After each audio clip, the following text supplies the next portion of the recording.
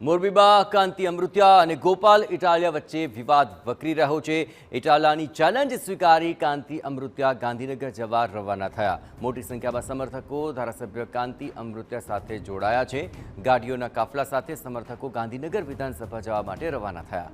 માળિયા અને હળવદથી વધુ સમર્થકો જોડાઈ શકે છે। વિધાનસભા પહોંચી કાંતિ અમૃત્યા ઇટાલિયાની રાહ જોશે।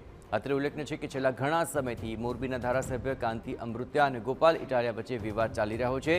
સૌથી પહેલા કાંતિ અમૃત્યાએ ચેલેન્જ ફેંકી હતી કે ઇટાલિયા મોરબીથી ચૂંટણી જીતી બતાવે તો હું તેને 2 કરોડ રૂપિયા આપીશ।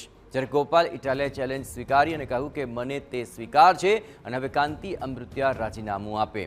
કાંતિ અમૃત્યાએ કહ્યું હતું કે હું પણ રાજીનામું આપીશ અને ગોપાલ ઇટાલિયા પણ રાજીનામું આપે। બંને મોરબીથી ચૂંટણી લડીશું।